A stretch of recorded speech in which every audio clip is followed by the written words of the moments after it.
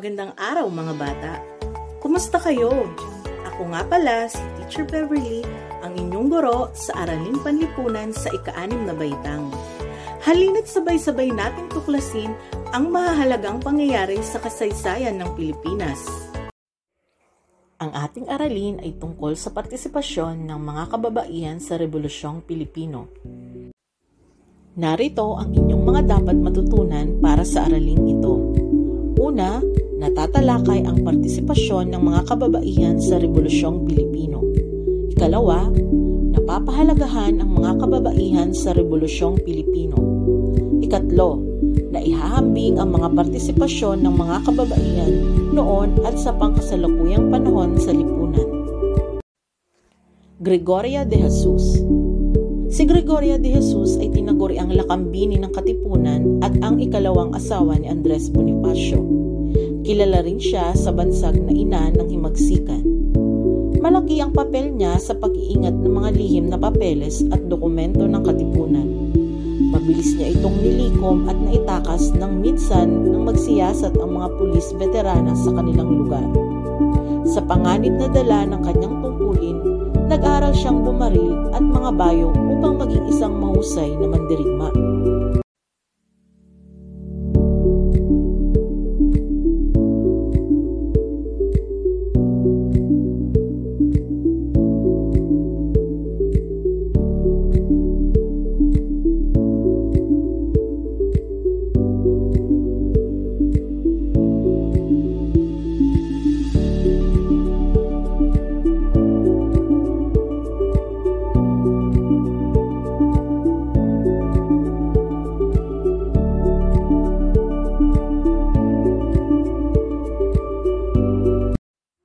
Si Melchora Aquino ay tinaguri ang ina ng Katipunan.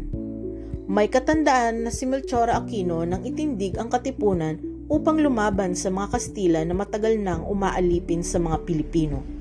84 na taong gulang na siya noon at kilala ng lahat sa tawag na Tandang Sora. Sa panahon ng pakikipaglaban ng mga Katipunero, binuksan niya ang kanyang mga tahanan, nagpakain, nagbigay ng gamot at inalagaan niya ang mga sugatang kawal. Ang pagtulong ni Tandang Sora sa mga Katipunero ay walang hinihintay na kabayaran. Para kay Tandang Sora, dapat na tumulong ang mga bata at matanda, mayaman at mahirap man sa ikalalayan ng lipunan.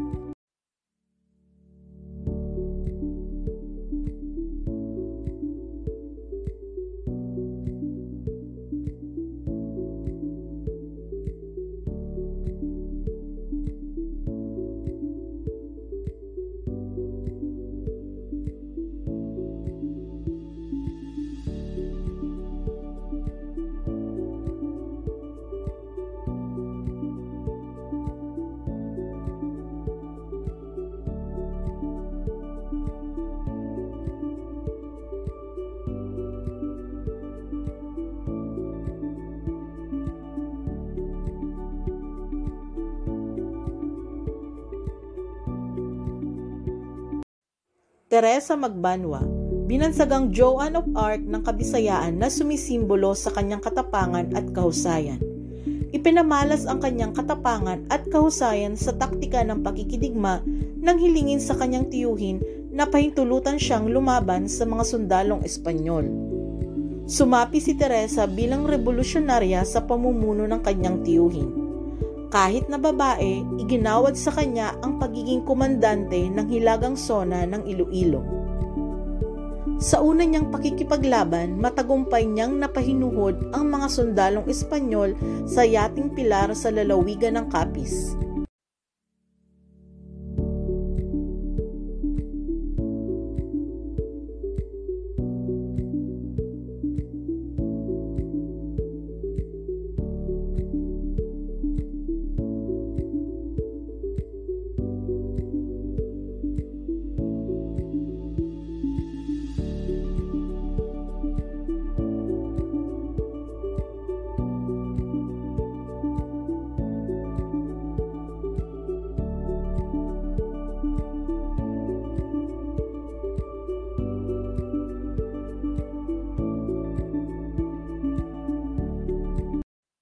Patrocinio Gamboa, naging espiya at tagahatid mensahe ng rebolusyon. Siya ay tinaguriang bulaklak ng himagsikan sa Iloilo. 31 taong gulang siya nang sumiklab ang himagsikang Pilipino. Siya ay sumapi sa Komite Konspirador na naging Komite Central Revolution de Visayas. Siya ang tumahi sa bandila ng Pilipinas na ginamit sa inaugurasyon ng revolusyonaryong pamahalaan sa Visayas.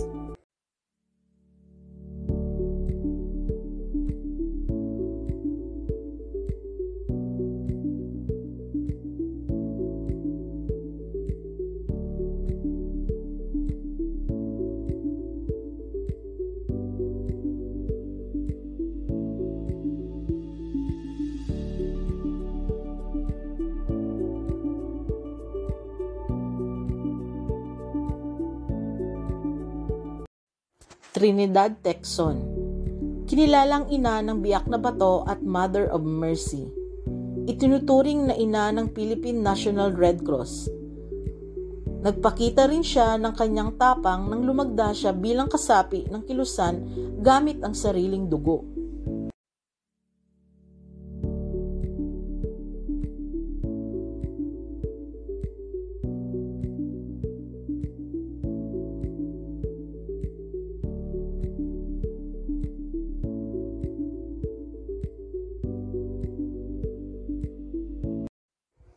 Marcela Agoncillo.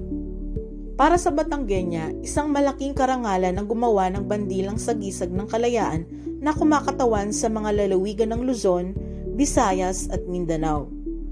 Ang nabanggit na bandila ay 5 araw na tinahi sa tahanan ng mga Agoncillo sa 535 Morrison Hill sa Hong Kong.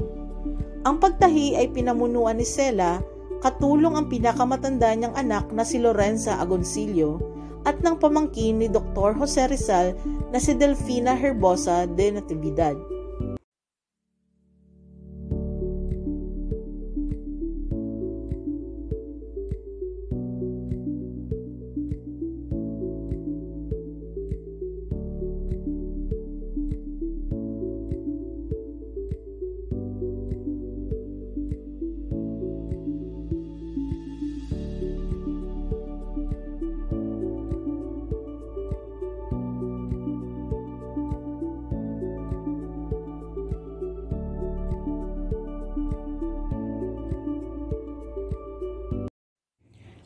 Marina Dizon Santiago, kauna-unahang babaeng kasapi ng Katipunan. Naging kasapi siya ng Katipunan nang maghinala siya sa kakaibang ikinikilos ng kanyang ama na noon ay inililihim ang pagiging kasapi ng kilusan. Nang matuklasan niya ito, nahikayat siyang umanib. Mayroon siyang estratehiya sa pagtatago ng lihim ng Katipunan. Pinangunahan niya ang pagtatanghal sa pag-awit at pagsayaw sa kunwa-kunwariang pagdiriwang upang ilihis ang mga Espanyol sa gaganaping pagpupulong ng mga kalalakihan sa Katipunan.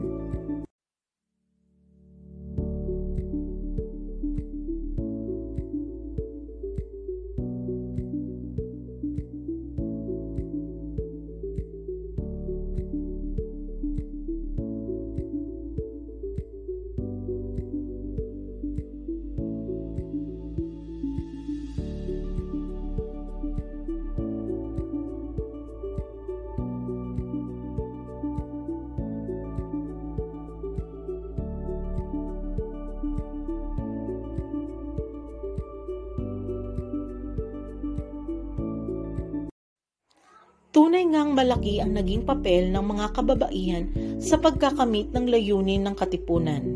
Hindi man pinagkaloob ng pisikal na kalakasan ang mga kababaihan na tulad ng mga lalaki, subalit ang ilan sa mga kababaihan noong panahon ng rebolusyon ay malaki ang ginampanan upang makatulong upang makamit ng Pilipinas ang inaasam na kalayaan.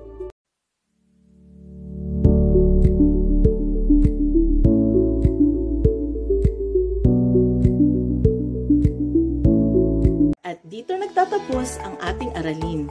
Hanggang sa muli, maraming salamat sa inyong panonood.